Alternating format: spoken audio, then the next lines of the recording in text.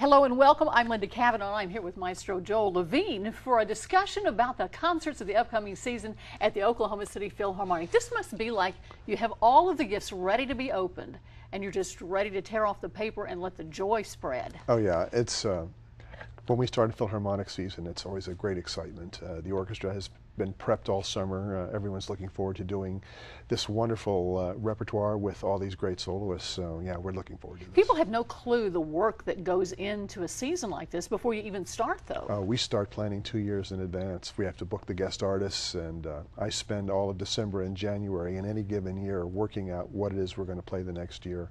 And it's a matter of balancing, what country's music are we going to feature? Is it something that the orchestra hasn't played in a while? And always, always, is it something that the audience wants to hear? And what say do they have in it? Just through conversations with you? We get, I mean, just from the applause we get from playing different composers and playing different styles of music. And I mean, I've been here for quite a while. I've been on the podium here since 1979. So you get a real sense of what they want to hear. And that's the idea. It's very different than a museum, for example. If you go to a museum and you see a painting on the wall or a sculpture and you don't like it, you can walk on by. You just go, well, I'll look at the next thing. But if you're sitting in a concert hall and the orchestra launches into something and it's 45 minutes long and you don't want to hear it, you're trapped. So we just won't do that. We're very careful about playing only music they want to hear.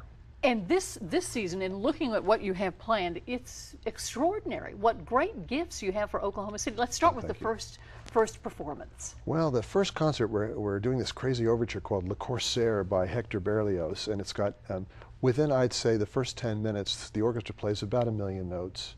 They go flying by. Wow. It's incredible, and it's a real barn burner. That's the idea.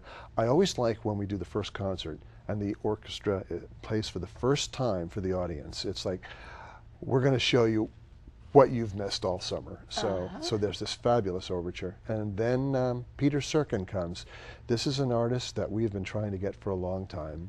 His father, Rudolf Serkin, ran the Curtis Institute of Music. Peter Serkin was the man Leonard Bernstein wanted to study piano with. Peter Serkin is a terrific pianist, and he's going to play the Brahms Second Piano Concerto, which is about as hard as it gets. And when you look at these artists that you've brought into Oklahoma City, if my memory is right, he started studying when he was 11. He gave his first concert when he was about 12, and by the age of 19, he had a Grammy. That's right. Yeah. He usually tours with these very contemporary works. We've looked at his concertizing for a long time. We've said, not quite sure we're ready to do that one.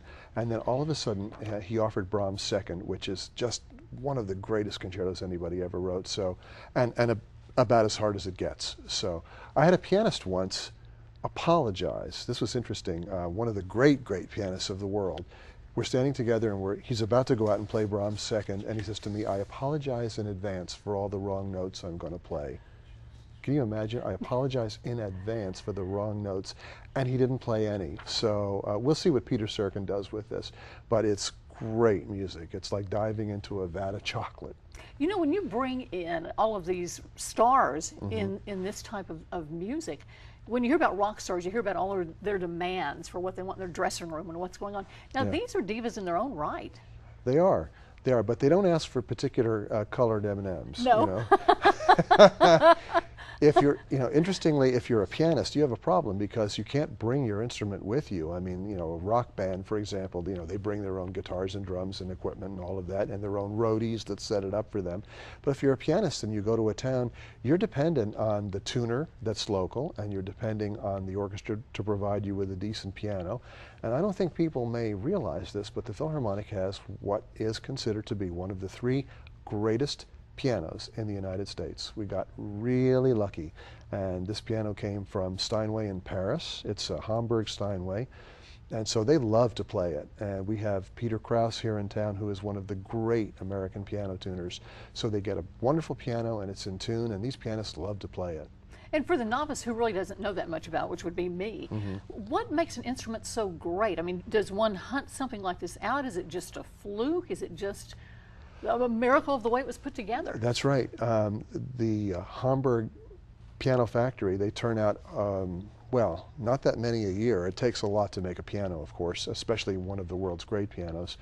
But when they finish it and they sit down and they play it, that's when they discover what exactly they've created. And this one was sitting in the Paris Steinway dealer, and one of our favorite artists, Jean-Yves Thibaudet, who has come and appeared with the orchestra many times, he went to Paris specifically to see if there was something great in the showroom and called us and said, write this serial number down, this is a special piano. And luckily we were in the position to have a gift from John Nichols, and the piano's here. So we get to enjoy one of the great pianos of the world. So when folks come to this first performance, what do you want them to leave with?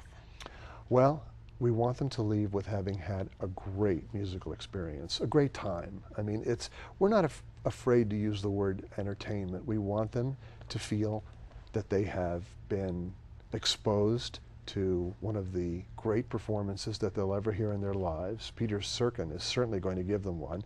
We get to play a fun piece by Tchaikovsky, well, if you can call Romeo and Juliet the story of the death of two young lovers fun, but it's beautiful, it's very sexy music, and so they're going to hear a terrific overture, they're going to hear Romeo and Juliet by Tchaikovsky. We're pulling a little trick on them. Those that watch this and have a chance to see the two of us talk about this will know the surprise, but we put a piece on there by Bright Sheng. He's a Chinese composer, and it's called The Black Swan. So a Chinese composer writing a piece called The Black Swan. I'm sure everyone thinks this is going to be very exotic and maybe something they're a little afraid of. It's actually a transcription of a piece by Brahms.